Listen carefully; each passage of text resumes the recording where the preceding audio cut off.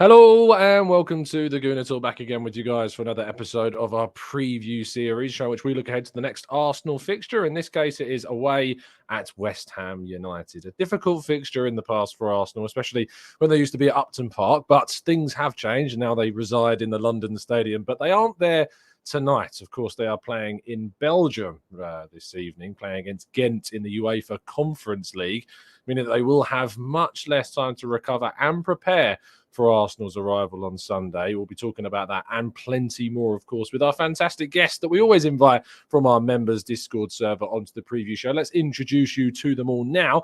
First of all, it's Chris. How you doing, Chris? You good? You well?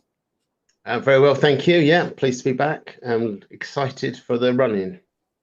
Absolutely. Me too, mate. Me too. Also joined by Marcus, sporting a very fetching piece of headwear. How are you?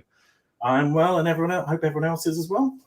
Absolutely. And always fantastic to have a debutant on the show. It's Matthew. How you doing, Matthew? You good? You well? I'm well. It's good to be on, and looking forward to it. Matthew did say he was slightly nervous before he came on, but he's going to smash it. He's going to be absolutely fine.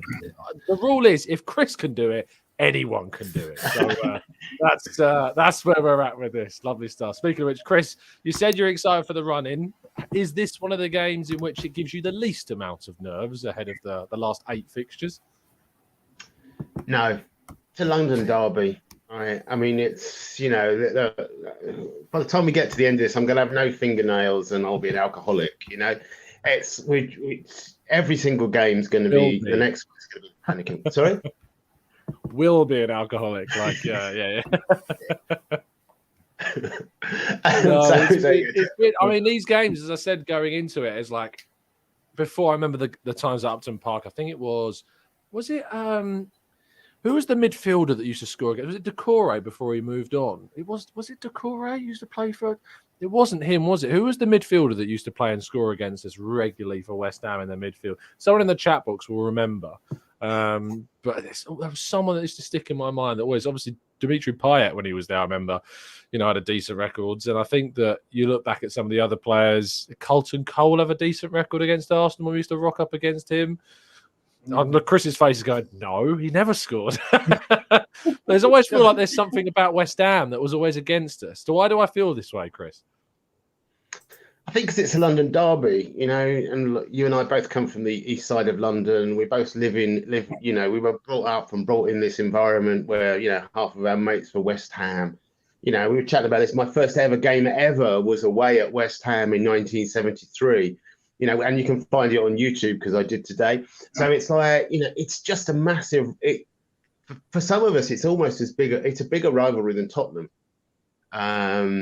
just because there are too many people going to come for me when we lose or if we lose. Fortunately, look, as you rightly said, since they moved to the new stadium, we've got a much better record there. The old ground, the bowling ground, was fabulous. I mean, it was a proper old school, tight little ground. I'm an 8-year-old kid, right? And my dad takes me. My dad doesn't really like football, but his mates are West Ham fans. So we go with Uncle Tom, and they push to the front as you used, because you were standing in those days. And it's like that atmosphere and that excitement and everybody being so close has always made that ground really difficult to play at. A bit like Everton, it still is. You go to this big monolithic London stadium or whatever they're calling it, and I think they've just lost their atmosphere and they've lost that connectivity with some of their fans. And it's just what my mates are telling me as well. And they're a very different organisation at the moment because of their ownership. So, as much as we love the rivalry, my head says we should be comfortable today, whatever they choose or whatever they decide to do. We should be able to go past them. My heart just has this. Oh my God, no, not these guys. I don't want them to be the ones to ruin our run through to the title. Yeah, I really, really don't. I'm still trying to work out the players I'm thinking of. I'm going to be Googling frantically whilst all of you speak. I really have. It's not Decore because he was at Watford, not West Ham. But yeah, I'm gonna be. It's not Kouyaté. I'm going to have a right Google whilst you guys are talking. Marcus, earlier in the season, I think it was a fairly comfortable win against West Ham. I know that we went 1-0 down, really against the run of play, but we came back and won fairly comfortably 3-1 in the end. do you feel like this has a similar feel as going in that direction, that West Ham are going to look good maybe from the start, but overall the quality of the Gunners will run through? I sure hope so. Yeah, I don't want to start again another game where we go behind. And yeah, we totally dominated. It was a penalty, wasn't it? And yeah, against the run of play, 1-0 down, and you were thinking, here we go. But this team this year, this season's very totally different to previous. So yeah, no, I think we have got to win big as well, because at the moment everyone's looking at City, and if we just scrape by, everyone will be like, oh, look at them, they've only just managed to beat a poor West Ham team. West Ham are actually one of the informed teams in the league. They've won 3 of the last 6. Okay, they got smashed in 2 of the others, but form table, they are one of the form teams. So can't take them lightly. But yeah, let's hope, isn't it? We haven't conceded a goal away in the London derby this season.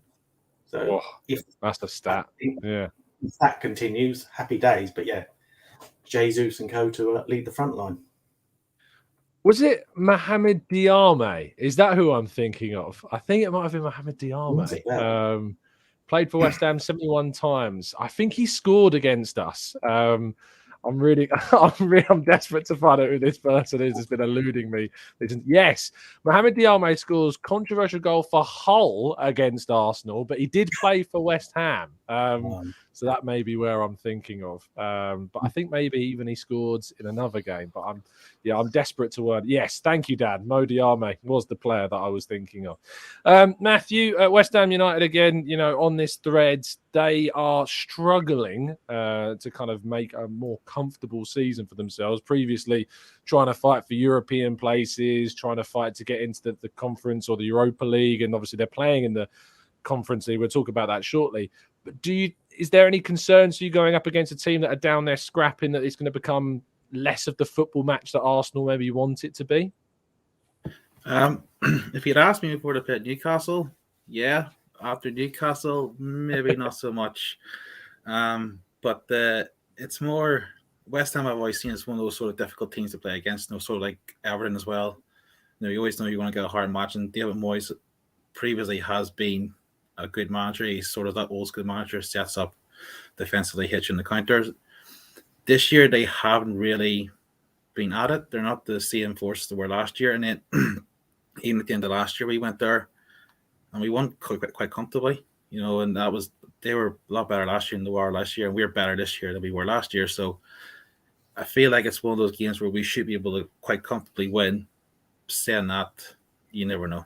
It's London derby at the end of the day, but I think we should win comfortably.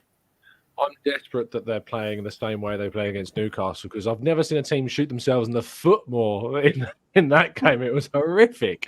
I really did feel for the West Ham fans that spent the evening watching that game and committed so much time to it, because, it was horrific watching. They did come back, Chris, last weekend. They got a decent 1-0 victory. Is that, do you think, going to have any bearing on this one? Do you think that for a team down fighting relegation, is it one game at a time, similar, ironically, to a team like ourselves going for the title? Do you think that 1-0 is in any sense of a benefit, or do you think it is, again, like I say, just a one game at a time scenario? I think, they've got 9 games left and 4 games against decent teams and 5 games against teams they think they got to get some points off of. They need 9 points to survive. If I check my list, right, they got Bournemouth, Palace, Leeds, Leicester, and Brentford to play. Right, they'll be looking at getting their 9 points from one of those. I don't think they'll be coming into this thinking that if they get a draw, they'll be super happy. I'm guessing that they're more interested in Ghent at the moment, and I would be if I was them, because I think that they can win silverware. And Moyes never won anything anywhere, so it would be his first silverware even ever. So he didn't win anything at Everton or Man United. So I think from their point of view, he's probably moving on the end of the season. As long as they survive, they're not picking anything they get out of this game, they'll see as a bonus. Just looking at the team they're playing actually as we speak right now in the Conference League. The team they've got tonight against Ghent, Areola in goal, who obviously won't be. It'll be Fabianski in goal on the weekend. There's a back 5 of Sofal, Johnson, Ogbonna, Ajed and Emerson. Rice and Downs in the middle. That means Souček is on the bench, so he's rested at the weekend.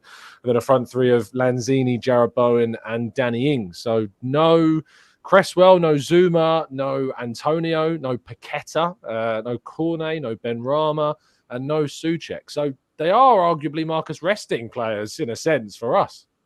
That was as if we queued that up. I was going to say, I saw earlier they've changed 6 from last weekend. So, yeah, unfortunately, Chris, they've done the opposite. They seem to be taking the league fixture more serious. They've rested 6 players. And I looked at the team and thought, I don't know all the players, but when you say there's 6 rested, that suggests to me Moyes is thinking we can do this at home, get away with maybe a draw out there, and then carry on with the weekend. But yeah, every game is like a cup final for them as well. As Chris said, they've got a lot of teams around them, and it's so close at the bottom. I think I did a prediction earlier, and they ended up 1 point surviving. But it's so close, you just don't know. Yeah, I mean, Matthew, does that, having heard that lineup, having heard the fact they've made 6 changes in the weekend, is that, I don't know, I use the word worry you. It shouldn't, because, we're top of the table at the moment, fighting against teams, as you said. We've watched West Ham with their full strength team play rather comically against Newcastle. But does that surprise you in any way that they've rested that many players? Not really. I think they have a bit of I wouldn't say false confidence, but confidence in Europe, because they're the only team in Europe in all competitions to have won all their games this year. So it's the 3rd tier. So quite frankly, a Premier League team should be winning that competition regardless anyway, realistically. And they can't afford relegation. So did they get relegated with the stadiums and the finance and stuff? They as a club couldn't afford that. So they have to prioritize league. Even it's unlikely for them to get anything against us, but if they can get a point, that could be massive the way things are shaping up. Indeed. Yeah, I think anything when you're down that end of the table against any big side, you often hear about the theory of teams writing off games against the likes of City. And you'd hope that maybe we'd start falling in that category, thinking about where we are, and they'd start focusing on the games they're more likely to win. But based on that lineup, it seems that they are still looking to try and get a result against us. Why wouldn't they? Obviously, it sounds silly to say that, but, obviously, maybe some of us are expecting a slightly stronger team in Belgium tonight.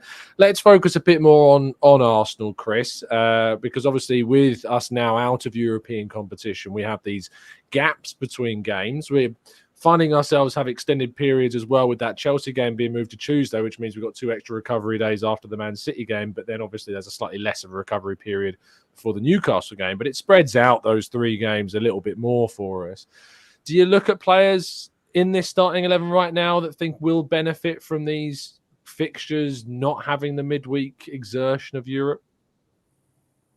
I think it gives us the time to get over the knocks, the little knocks and the niggles. And it gives us the time to allow people to give them the best possible chance to maintain, the same side to the end of the season. Look, ideally, we make no changes from now to the end of the season. We get no more injuries. Maybe Saliba comes back, if we're lucky.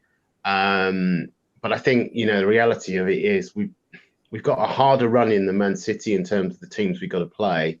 And that's what's making this so interesting, because their running looks quite easy. They got a couple of games that look like they're going to struggle, but the rest of them are pretty straightforward.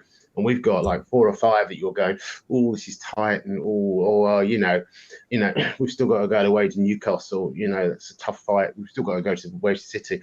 So I think that's what's making this so much fun, because it's sort of like it's balancing out the fact that, we've got a bit more time to recover, and our bruises can go down, and we can do recovery properly, and we can keep our best team there. And they've got to play more games, but then they've got a bigger squad than us, and they've got a system that's more embedded than ours.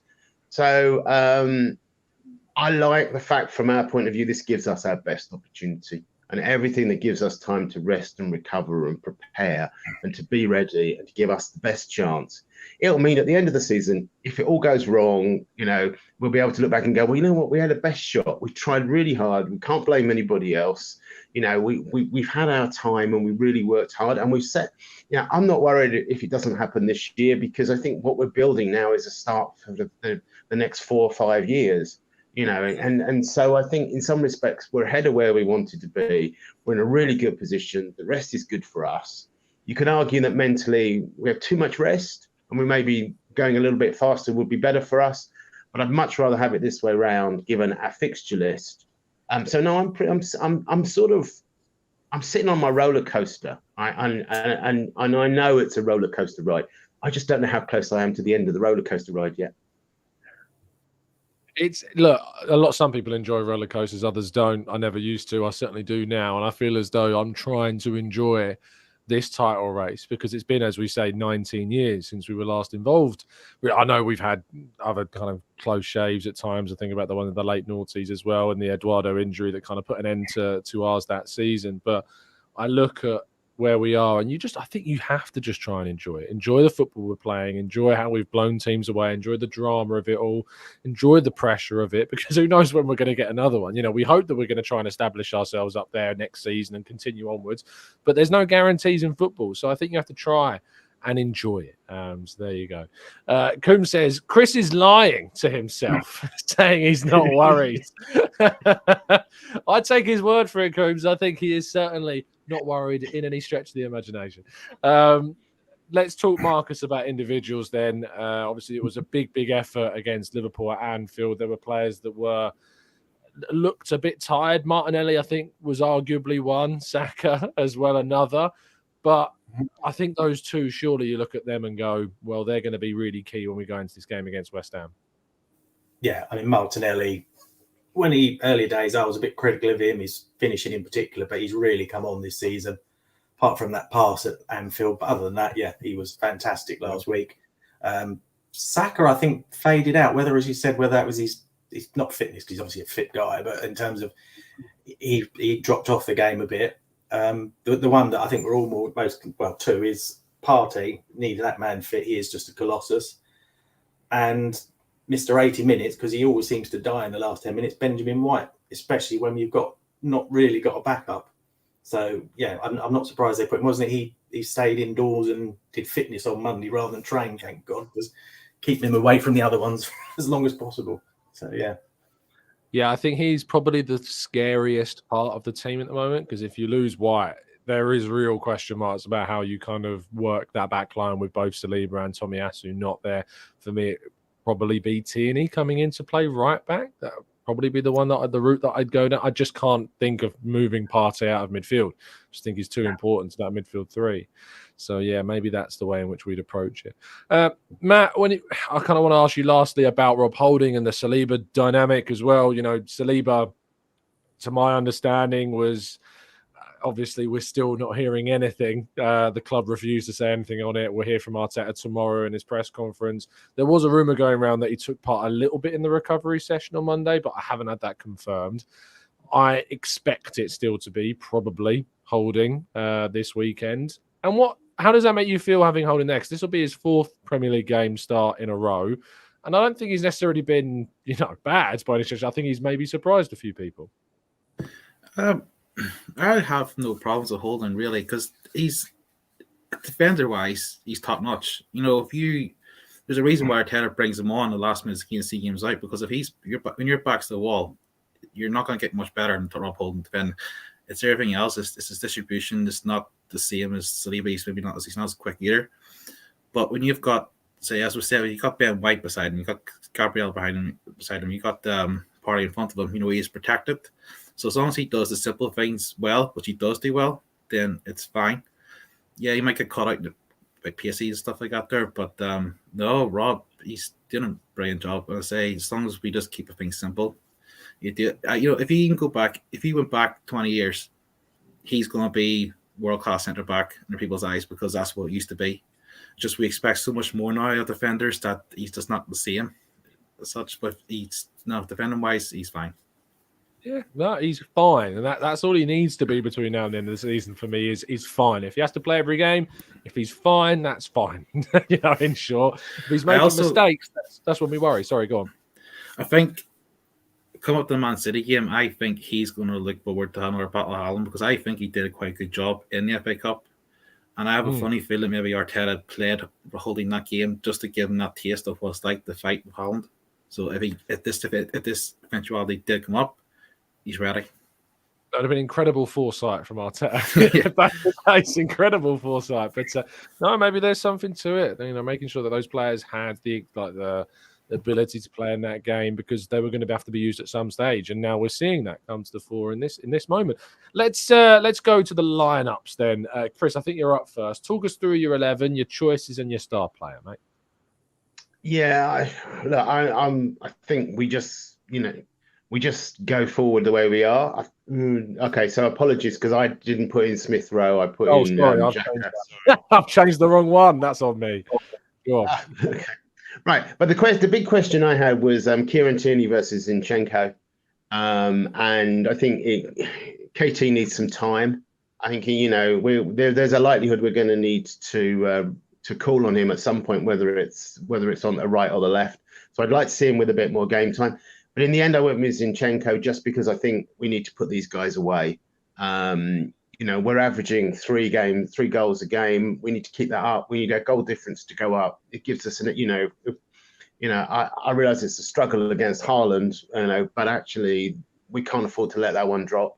So for me, I stuck with Zinchenko, and I think the front three worked really, really well. The thing that I would do is I would be a lot more aggressive in substitutions. Once you get to 60 minutes, I think you get people off. Not because they're not playing well, but because you need to spread things around. And you got 5 people you can bring on these days. It's not like the old days where you lost a player, that was it. So I think I'd be much more around reading the game, where we are, getting Saka and Martinelli and maybe Jesus off, and protecting them, because we've got great options to bring in behind them with ESR and Trossard. And I think we need to see them play, and they need time, in game. Sorry, they need game time. Otherwise, it's not the same as playing, behind closed doors at Colney. So for me, start here, go strong, go with your best team, but change more quickly than we've been doing, unless, of course, obviously our backs to the wall, and then we just have to be, we just have to be realistic. Absolutely. And do I think Odegaard's going to be matching up with Declan Rice, right? That's going to be a really interesting key battle for me. I think Rice will keep Odegaard quiet, and I think that will give Saka space. And if White and Saka can use that capability by Declan Rice being pulled all over the place by Odegaard, that's why I put him as my main man, because I think this is a great opportunity to open holes for him, and we all know he's super capable of taking advantage. Absolutely. West Ham have just had a goal ruled out by VAR in their game, so calm down in the chat box. It's not it's not scored yet. So yeah, that's 1-0 ruled out. Still 0-0 there in Belgium. Going next to Marcus. Talk us through it, mate. Well, in your honour of going to Chicago, who else but Chicago in goal? Couldn't be anyone else. As you said, Benny Boy doubtless will be as your predicted goal later on, Tom. I'm saying that in advance because we know it'll happen. Holding, yeah, because we just don't know with Saliba. How strange do you find that, though? I've never known a player so quiet on an injury front. Usually there's it could be a couple of weeks. It's really bizarre. I mean, Jesus was pretty quiet as well, to be fair. It was always, well, we don't know how long he's going to be. Well, maybe. But yeah, it's very strange. But yeah, Holding, Gabriel, similar to Chris, I was close to putting Tierney in instead of Zinchenko. I just think, I know defensively he's never been the strong point, but even going forward, he's not been the same recently. He sort of starts games well and fades. So I was close to, but I thought, no, as I know you said before, going forward, that outweighs his defence. So, and against West Ham, it should work. Midfield, the usual 3. I think Xhaka will be pumped up to make amends for last week. I think he'll do well. As Chris said, Odegaard, Paul Rice all over the place, and then Partey just pull the strings, knock it around, split the lines. Front 3, I feel sorry for Trossard. If he could play 12 players, I'd put him on there. But yeah, unfortunately, it's 11, and so he's going to miss out. Star man, I think, could be any of them. They're all stars at the moment, but I think went for Jesus because he sets the tone up front. If he starts shutting West Ham down and poaches a goal early, we're on a roll. So that's why I went for him. But yeah, you could have any of those 11 as the star man this weekend. Absolutely. Yeah, I think any of them really could be. Matt's gone with Jesus as well, but slightly different tweaks to the team, which I'm excited to hear the reasons why. Yeah, so a little bit different. So Ramsdale Nets, I think, Liverpool, he showed what he's all about. The Saved us in that game, and He's just for me, he's been the best keeper in Premier League this year. Ben White, best right back in Premier League this year, so obviously he's in. Holding Gabriel Zinchenko again. I was also thinking about Tierney, but I think in this game, it's not really a game you're going to have to be as defensively sound.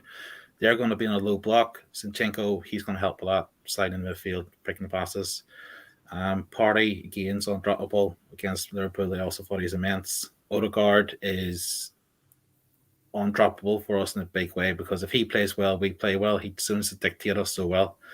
And he is, as you've said, Tom, he's Arteta on the pitch. He's proved to be a really good captain this year. I went for Smith Rowe over Xhaka for two reasons. One, Smith Rowe needs minutes. That's just it. He's there on the bench. He needs to start playing. And this could be a game that could be doing well in. I also think of the last few games, he seems to be coming on in midfield. So I think Arteta sees that as his area is going to be. It's not a dig on Xhaka. So the second reason, I just thought against Liverpool, he was kind of tired, especially in the second half. He just wasn't there. He was getting knocked off the ball easily, trying to get fouls, and he wasn't getting them. And I think he's played a lot of football this year. He's been immense for us this year, but I think he just needs a break, rotation. And then the front three, we saw against Leeds, Trossard on the right's not really as effective. I think he's been best for us through the middle.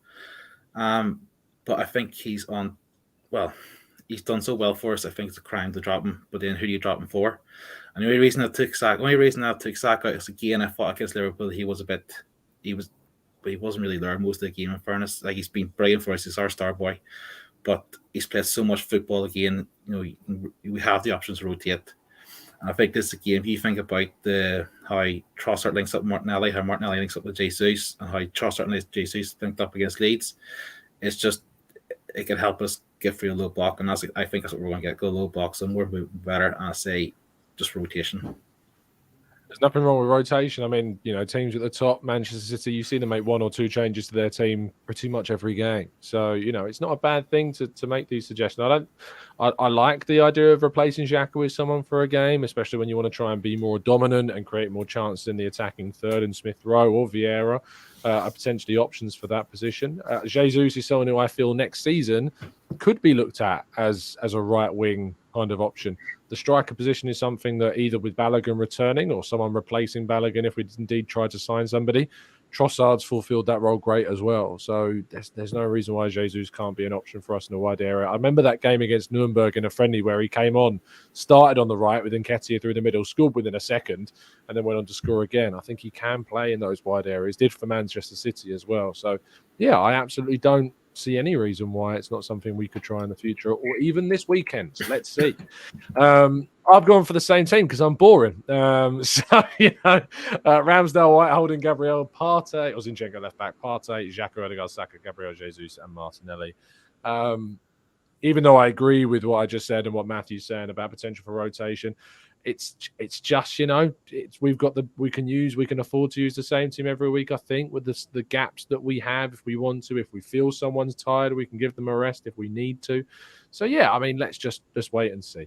I can update you and tell you that West Ham have now indeed scored. Danny Ings getting the goal as well. So it seems, I think it was Matthew, you were saying, right, that they've won every game in the UEFA Conference League so far. It seems that they are continuing in that ilk with a 1-0 scoreline. So they'll be very happy with that indeed. Right, let's go to predictions. Chris, scoreline and scorers, please. Chat box, get yours in there as well. Okay, so I am confident that we're going to score at least 3. I think the way they're playing, their only real chance of scoring against us is either in a penalty or a set piece. So I'm actually going to go for 4-0 because I really, really, really want that to happen, please. I think Holding will get a goal in terms of, I think he needs to show that he can do something at the other end of the field. I think Ben White, if Ben White was in the West Ham team, he would be their second top scorer from open play. So let's not under. What a stat that is! That's incredible. Is that real? So they scored. They got 2 players that have scored 4 goals in the Premier League, but one of them was only 2 of those were penalties. So I skewed my stat to open play so So yeah. So anyway, I don't think he's going to score this week. The others, I think Jesus will get a brace, and I think Martinelli will get one. Wow, that's one of the best stats I've ever heard. Genuinely, that's amazing. How have they only scored individually 4 goals? Or I guess 2. From open play. That's Jared obviously Bowen individually. Yeah, individually. Yeah, Jared Bowen and Antonio, I think, have both scored 4. Antonio. Is it and Antonio's 2 of those have been from the penalty. So and Benjamin scored Bowen's 2. got 4, and they're all from open play. I think so. Yeah. Okay. Wow, that's incredible. I'm not the world's greatest stat man, but anyway.